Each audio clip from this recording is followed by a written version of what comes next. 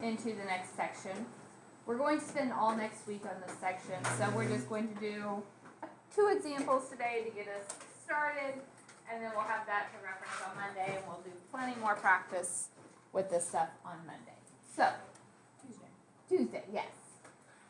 We are going to be solving rational equations. Carson, you listening? Thank you.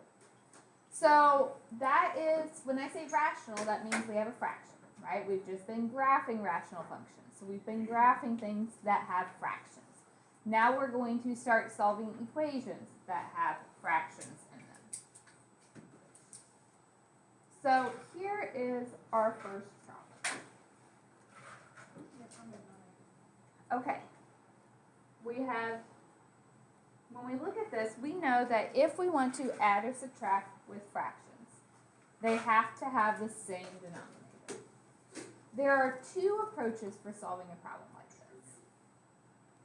One option is to get that common denominator and start combining things. The second option is to get rid of all the fractions and solve from there. So, do we want to keep the fractions or do we want to get rid of them? I love fractions.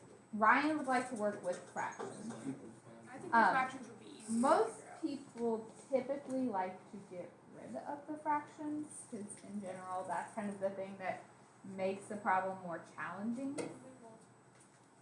And to get rid of them is actually not very difficult.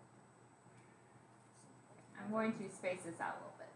So for this first one, if I wanted to get rid of a denominator of 2, what would I do to everything? Alright, but if you do it to one piece, you have to do it to all of them. So we have to keep our equation balanced. Okay, so those would cancel out. That fraction is gone.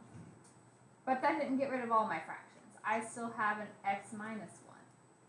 So then what do? And if you take one thing times that, you have to do all of them times x minus 1. And those cancel. Are all my fractions gone at this point? Yes. So now if we multiply, I'm left with, and I'm just writing this to make it clear what I have. Isn't it 2x squared?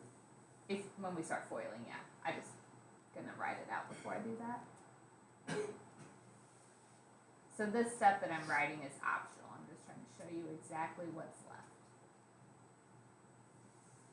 And I don't have any fractions at this point.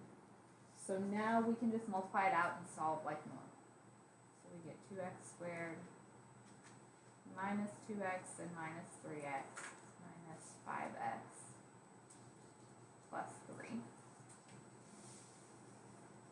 2x times 2 is 4x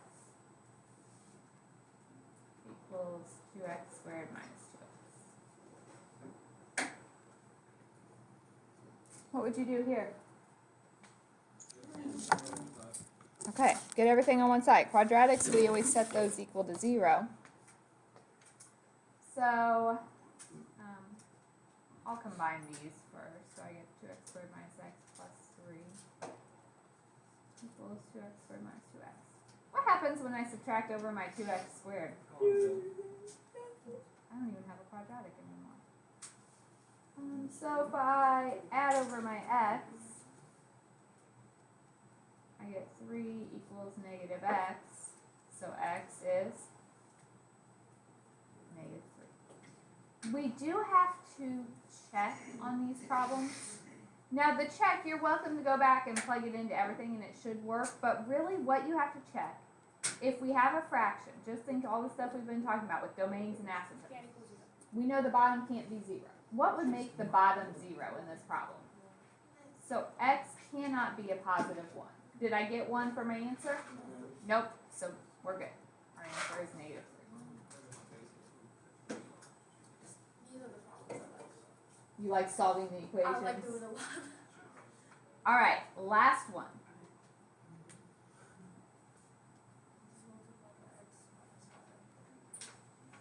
Oh no, we don't have to do that.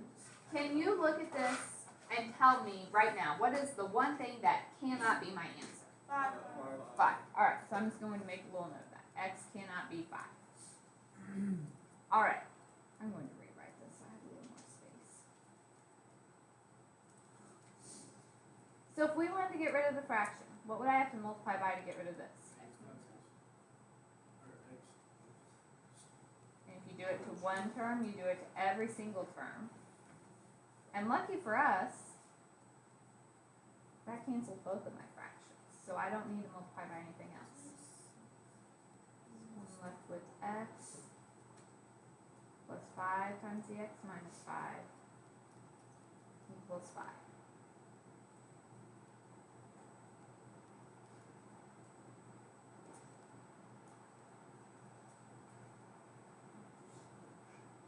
So I get 6x equals, if I add my 25 over 30, and x is 5.